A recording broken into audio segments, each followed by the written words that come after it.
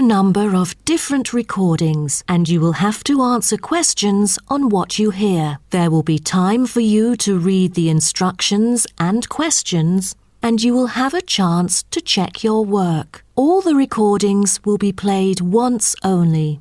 The test is in 4 sections. At the end of the test, you will be given 10 minutes to transfer your answers to an answer sheet. Section 1. You will hear a man renting an apartment over the phone. First, you have some time to look at questions 1 to 5.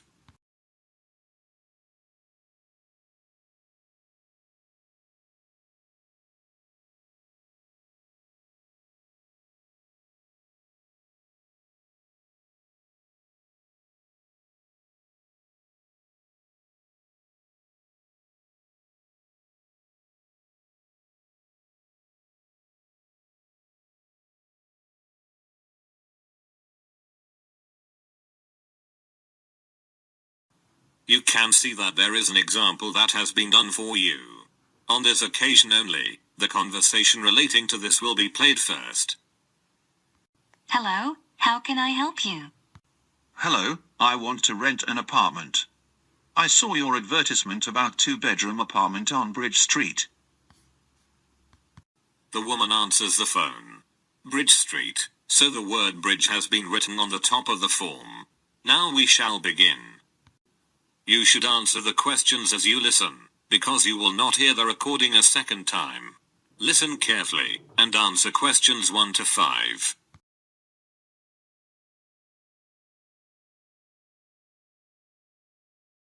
Hello, how can I help you? Hello, I want to rent an apartment. I saw your advertisement about 2-bedroom apartment on Bridge Street. Bridge Street 32, that's it? Exactly. But I have a couple of questions.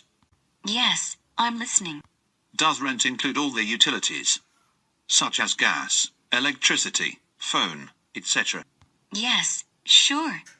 You are only responsible to pay the rent. The lease includes cost for such utilities as gas, heat, water, electricity and phone. Great. And what about the internet? Unfortunately, the internet is not connected. But you shouldn't worry about that. If you wish, you can contact the local providers to set up the connection. Okay. And what kind of public transport is near the apartment? It is very close to public transport. Both underground and bus station are about 2 blocks away. Very good. I think I'll rent this apartment. Very nice. Could you tell me your full name, please? Yes. It's John Hooper. Hooper is spelled with double O. H-double-O. Then P-E-R. Thank you, John. I'm Mary Dixon, and I'll be your apartment manager. Thank you.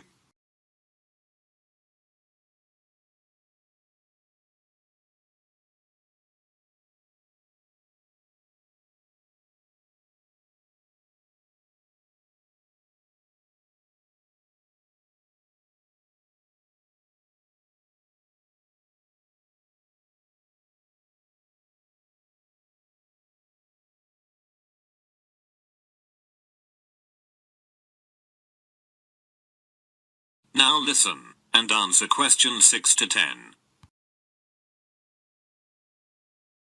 Now, we need to meet to sign a lease agreement. Okay. What documents should I bring? First of all, we require proof of your identity.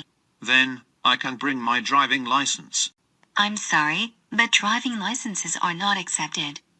Could you bring your passport? Yes, sure. And do you require a tax bill? No, we're not requiring any bills. But you need to present your current employment contract. No problem, I have it. Anything else? Yes, we also need a reference from a friend or colleague, confirming your character. Okay. And what about a reference from an employer? We used to ask tenants for this reference a few years ago. But now we don't need it anymore. As well as your recent payslips, they are not required. Very good. I think I have all the documents. Is it possible to meet you today? Yes. Is 5:30 p.m. convenient for you? Unfortunately, I'm busy until 6 p.m. Then we can meet at 6:30 p.m. Yes, 6:30 is very good for me. I'll be at your office by that time. I think it's better to meet directly at your future apartment, because we'll anyway make a visit. Oh, you're right. See you soon. Thank you. See you soon. That is the end of section 1. You now have half a minute to check your answers. Section 2. You will hear the information about tickets to one of the royal palaces in London. First, you have some time to look at questions 11 to 16.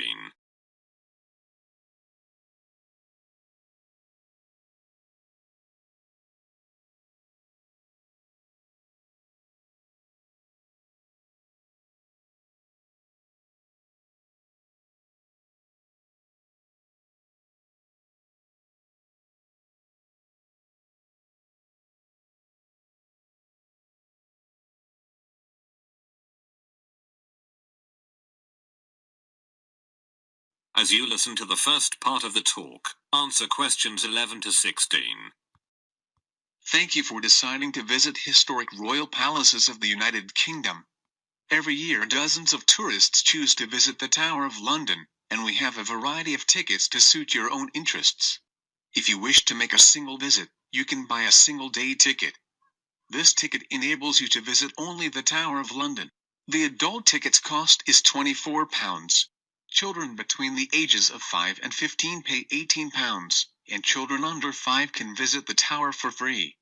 For full-time students, 16 years and over, and disabled visitors we offer a reduced tariff. If you have a reduced tariff, you pay only £19. And if you're going to make a visit with your family, it's a good idea to get a family ticket. The family ticket enables you to visit the tower and one other royal palace during one day. It costs £55, and can be used by up to 2 adults and 3 children. For permanent visitors we offer an annual membership. The annual membership provides you unlimited entry to any 5 royal palaces, and costs £107 for both adults and children over 5 years.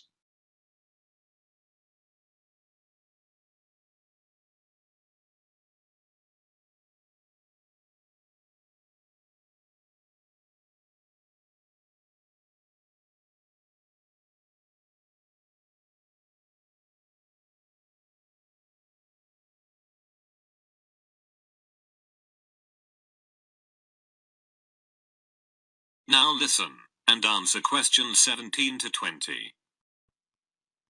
If you can't wait to visit these famous historical places, and have already chosen your ticket type, then it's time to order tickets. The first and the easiest way is to buy your tickets online. To do this, you should visit our site and select a date, then make a payment. Make sure that after the payment is completed, you receive a confirmation email of your booking. The second way is to book your tickets by telephone. However, you have to pay an additional fee when ordering tickets over the phone. Plus, telephone bookings are not available during the weekends and holidays. So this option is not very convenient. And if you don't want to plan your visit in advance, there is a third option for you. You can simply purchase the tickets in person on the day of your visit. There are plenty of ticket kiosks near the Tower of London and other royal palaces. I hope that you'll enjoy your visit. That is the end of section 2. You now have half a minute to check your answers.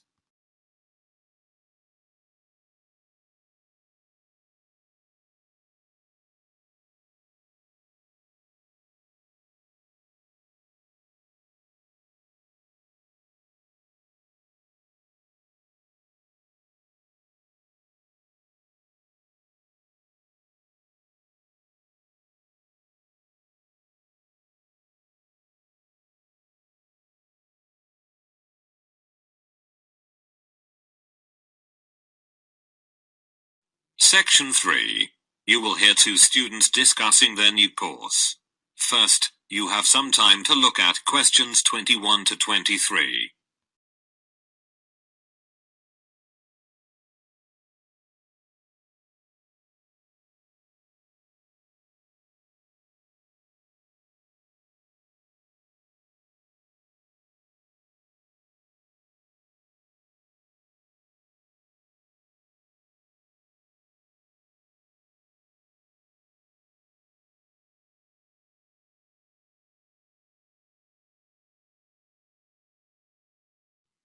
As you listen to the first part of the conversation, answer questions 21 to 23.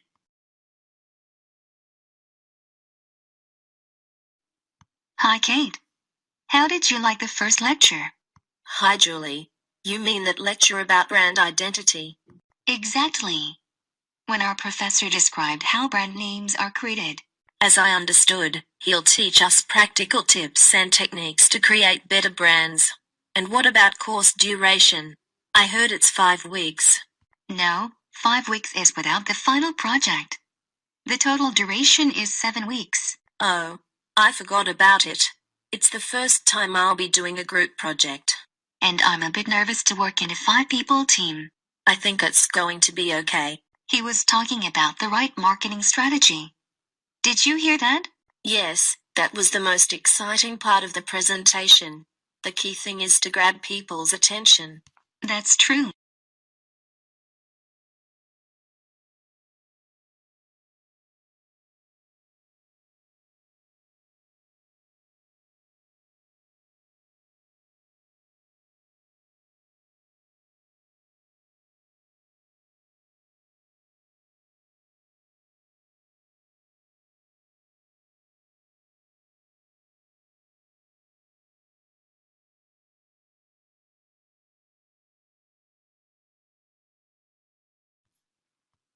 Now listen, and answer questions 24 to 30. And how do you like the curriculum? I think it's nice. It's great that we'll be learning marketing in detail, as I've always been interested in this subject. Me too. And after that, we'll be training to design custom logos. The professor told that the curriculum has been modified, and we won't learn design this year. What a pity. The same with product management.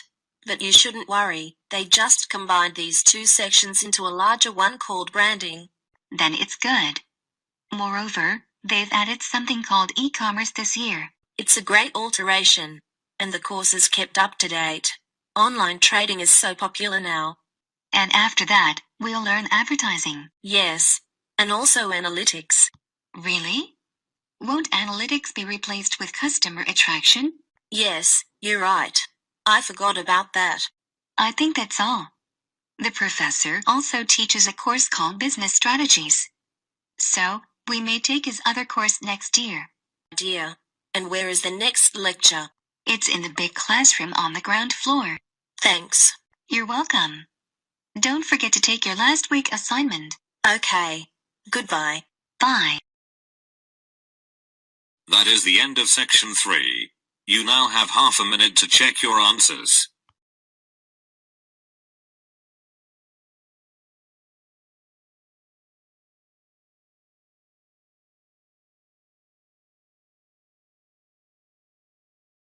Section 4. You will hear a lecture about the Great Wall of China. First, you have some time to look at questions 31 to 35.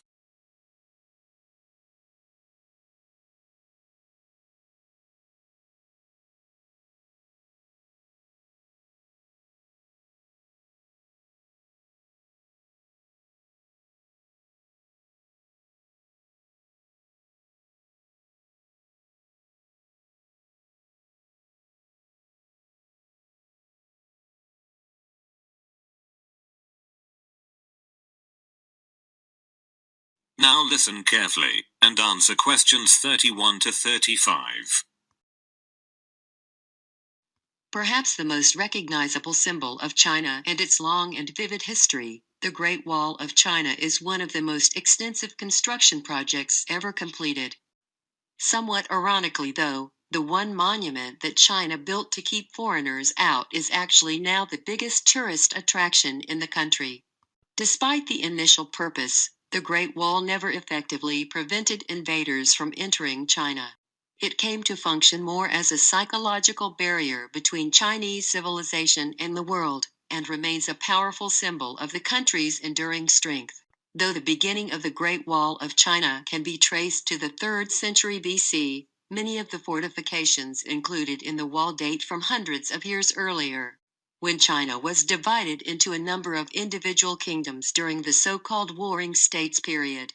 Around 220 BC, Qin, The first emperor of a unified China ordered that earlier fortifications between states be removed, and a number of existing walls along the northern border be joined into a single system that would extend for more than 10,000 li and protect China against attacks from the north.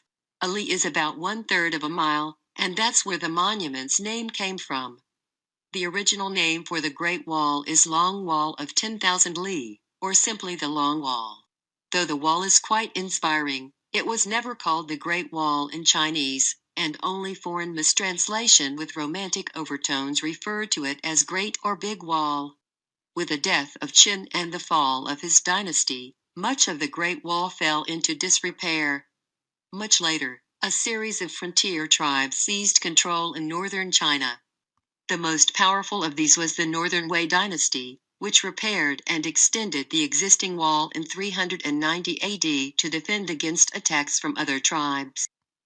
Despite its long history, the Great Wall of China as it exists today was constructed mainly during the mighty Ming dynasty, from 1368 to 1644. Under the strong hand of the Ming rulers, Chinese culture flourished, and the period saw an immense amount of construction in addition to the Great Wall, including bridges, temples, and pagodas. In earlier centuries, the wall held little importance for the Mongols as a military fortification, and mostly served to protect caravans traveling along the profitable trade routes. But during the Ming dynasty, the Great Wall was considered vital to the defense of the country.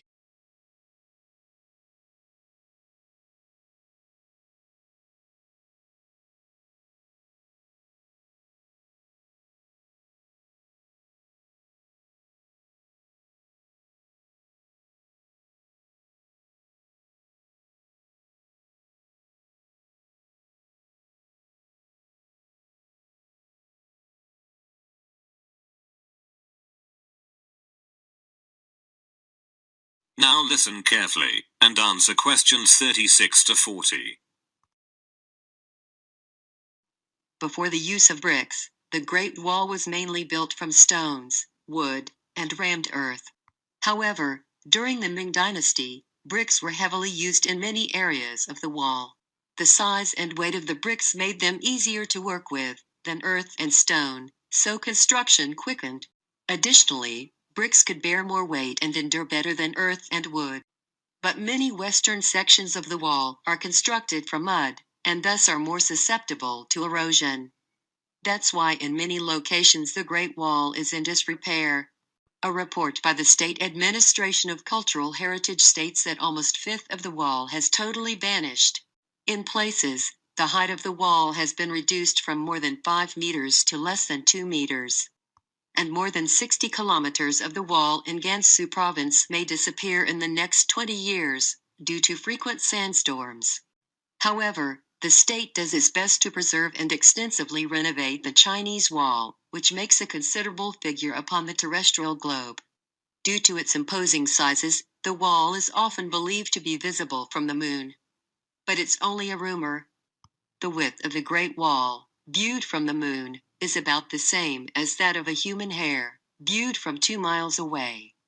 In other words, to see the wall from the moon would require superhuman eyesight. Today, the monument attracts thousands of national and foreign tourists every day. In 1987, UNESCO designated the Great Wall a World Heritage Site. And now the Great Wall is generally recognized as one of the most impressive architectural feats in history. That is the end of section 4. You now have half a minute to check your answers.